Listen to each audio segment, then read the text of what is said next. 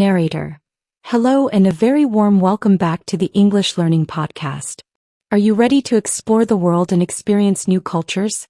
Do you dream of traveling abroad and confidently navigating new environments?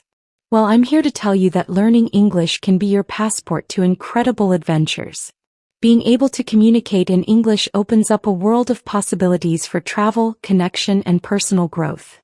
Today we're going to listen to an engaging and informative conversation between two travel enthusiasts, Olivia and Samuel, as they discuss their experiences and tips for traveling abroad. By listening to their insights, you'll not only enhance your English comprehension but also gain valuable knowledge and practical advice for your future travels. And remember to stay with us until the end of their discussion, where we'll have a practice session designed to help you actively engage with the language and concepts they explore. So, buckle up, listen attentively, and let's embark on a linguistic journey into the world of international travel. Olivia, hi Samuel. I'm so excited to hear about your recent trip to Japan. How was it? Samuel, hi Olivia. It was absolutely incredible. Japan is such a fascinating country with a rich culture and stunning scenery. It was definitely an unforgettable experience. Olivia, oh, I've always wanted to go to Japan. What were some of the highlights for you?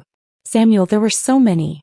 The vibrant cityscapes of Tokyo, the serene temples in Kyoto, the delicious food everywhere, and the politeness and efficiency of the Japanese people were just remarkable. Olivia, it sounds amazing. I've been planning a trip to Europe next year, and I'm starting to feel a mix of excitement and a little bit of nervousness.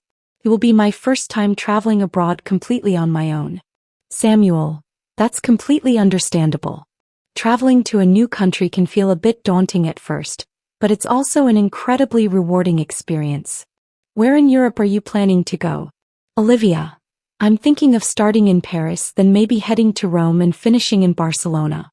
It's a bit ambitious for a first solo trip, but I'm really excited about seeing those cities. Samuel, those are fantastic choices. Each city has its own unique charm and a lot to offer. Have you started doing any planning yet?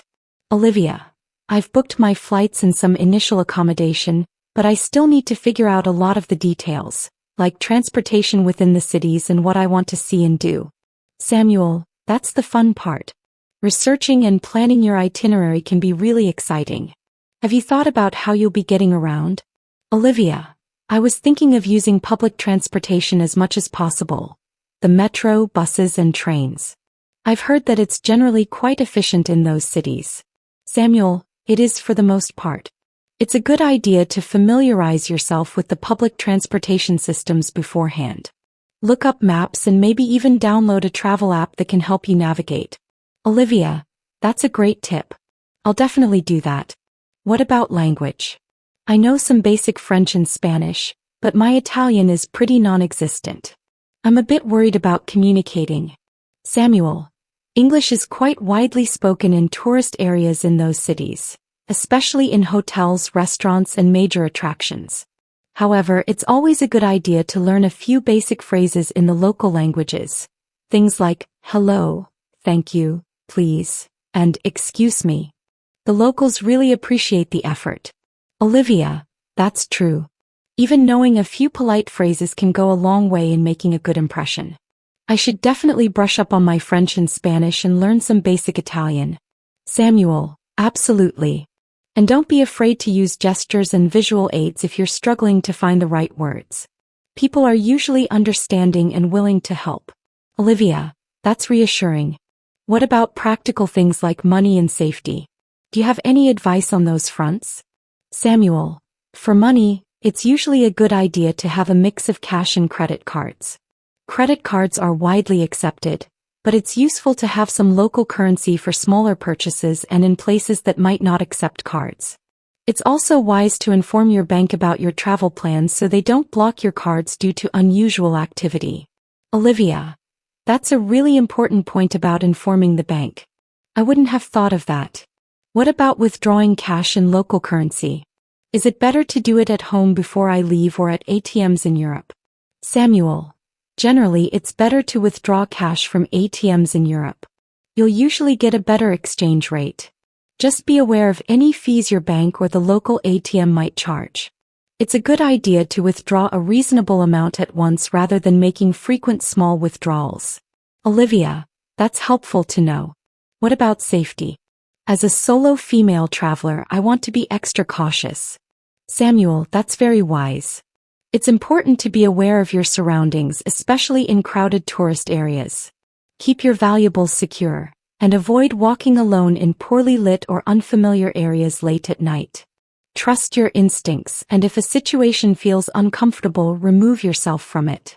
Olivia, those are good general safety tips. Are there any specific things to be aware of in those particular cities? Samuel, in very touristy areas, pickpocketing can be an issue, so keep your bags close and secure.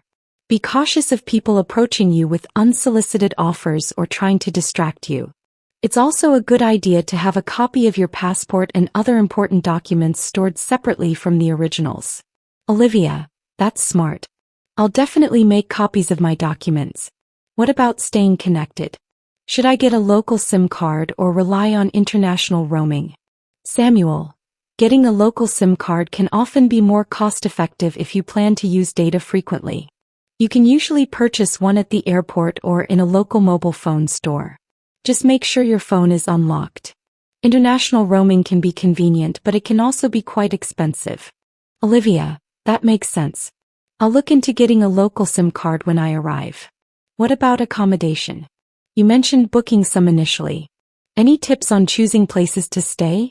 Samuel, location is key. Try to choose accommodation that is well located for public transportation and the attractions you want to see. Read reviews from other travelers to get an idea of the safety, cleanliness, and overall quality of the place. Consider different types of accommodation like hostels, guest houses, or hotels, depending on your budget and preferences. Olivia, that's helpful. I've been mostly looking at hostels to save money and hopefully meet other travelers. Samuel, hostels can be a great way to meet people, especially if you're traveling solo. They often have communal areas where you can socialize and get tips from other travelers. Just be sure to read reviews carefully and choose a reputable hostel. Olivia, I will.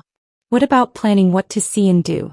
There's so much information online, it can be a bit overwhelming.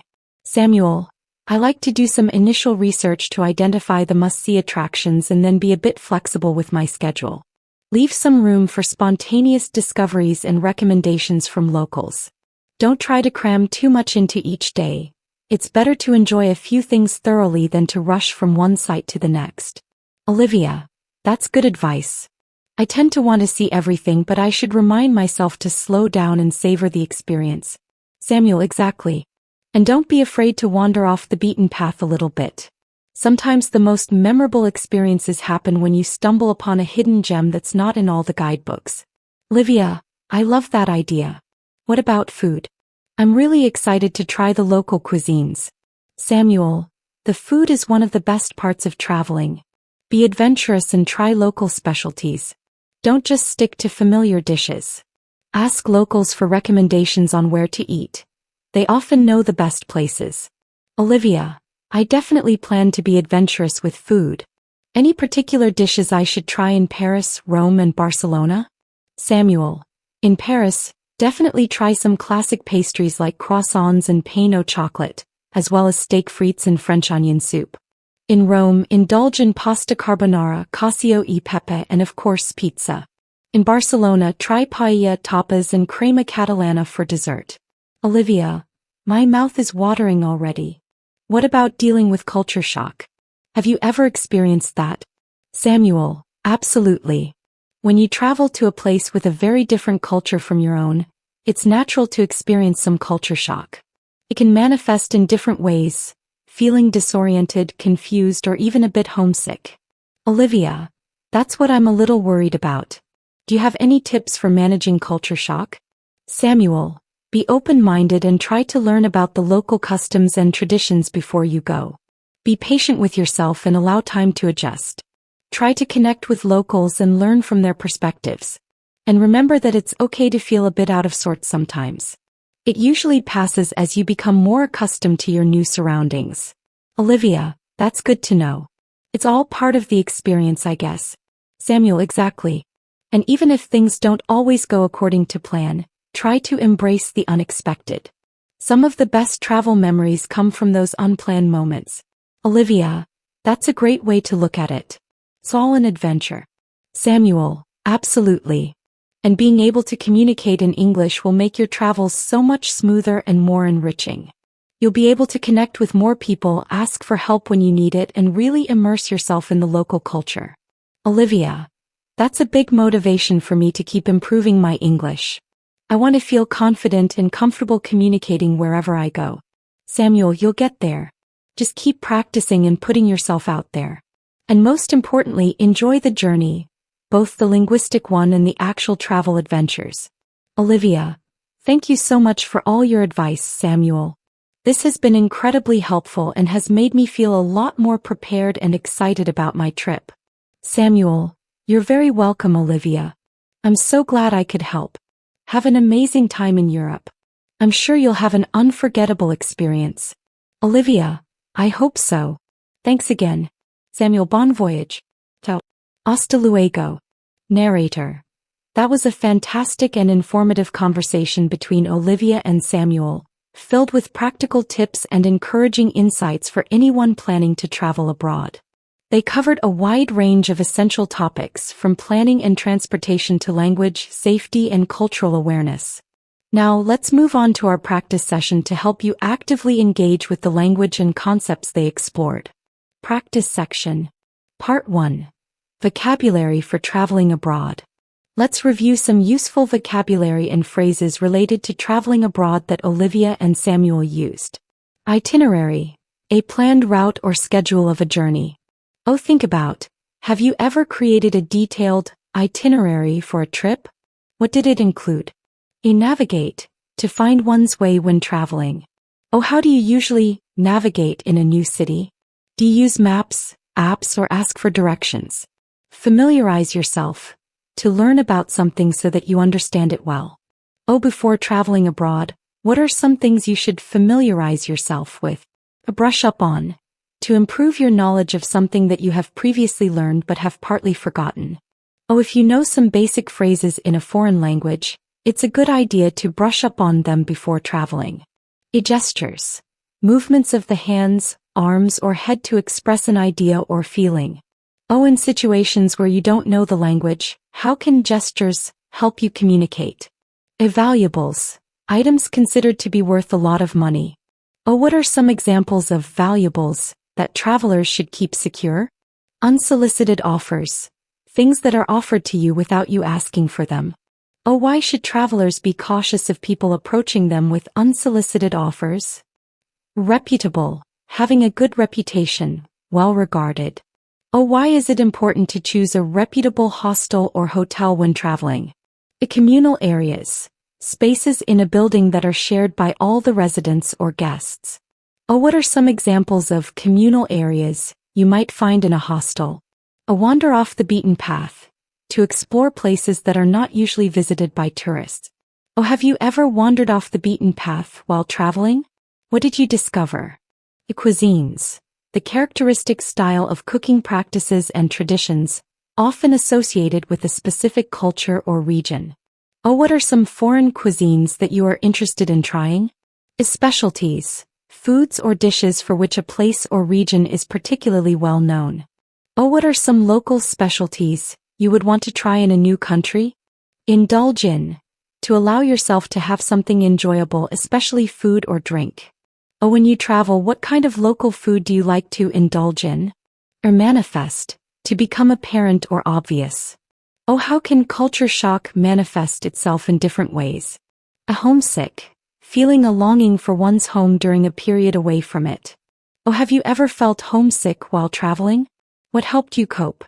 Accustomed to, familiar with something because you have experienced it often. Oh, it takes time to become accustomed to new customs and surroundings when traveling. Out of sorts. Slightly unwell or unhappy.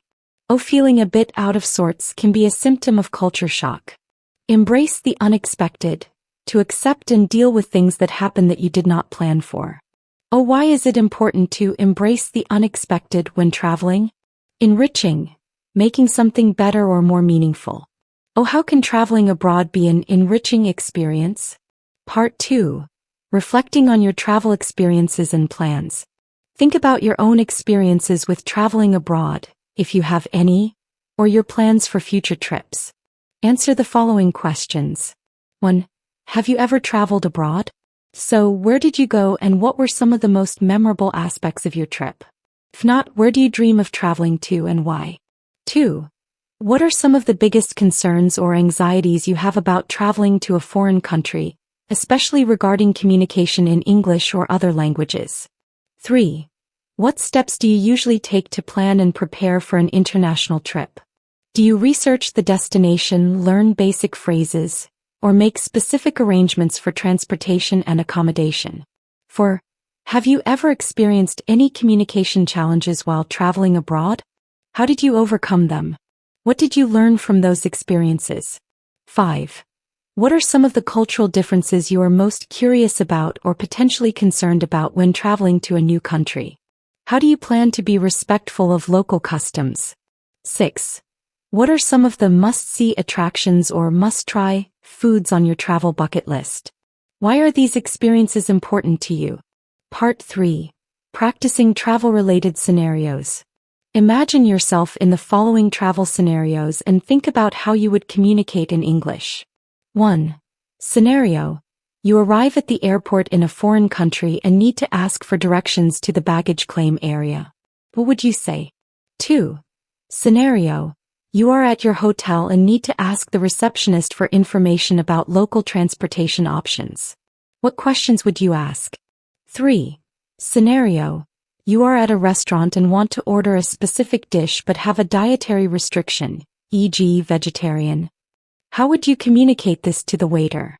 4. Scenario. You are visiting a famous landmark and want to ask another tourist to take a photo of you. What would you say? 5. Scenario. You get a little lost while exploring a new city and need to ask a local for directions back to a well-known point. What would you say? Practice saying these phrases and questions out loud. Consider different ways you could phrase your requests and be polite. Part 4. Planning a hypothetical trip. Choose a country you would like to visit. Do some brief research online about this destination. Then imagine you are talking to a friend in English about your plans. Describe why you chose this country, some of the main attractions you want to see, how you plan to get around, 1 or 2 local foods you are excited to try. One thing you are a little nervous about and how you plan to address it, e.g. language barrier, navigating public transport. Practice explaining your travel plans in English, using some of the vocabulary and phrases we discussed in this episode. Narrator. Traveling abroad is an incredible opportunity for adventure, learning, and personal growth, and the ability to communicate in English can significantly enhance your experience. As Olivia and Samuel shared, with some planning, preparation, and a willingness to embrace new experiences, you can confidently navigate the world. Remember to be open-minded, respectful of local cultures, and don't be afraid to step outside your comfort zone. Every journey, both linguistic and geographical, offers valuable lessons and unforgettable memories. Thank you for joining the English Learning Podcast today.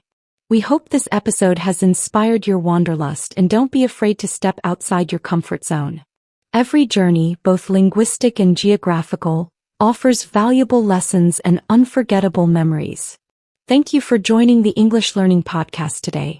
We hope this episode has inspired your wanderlust and equipped you with some useful language and insights for your future travels abroad. Keep practicing your English, keep dreaming of new destinations, and remember that the world is waiting to be explored.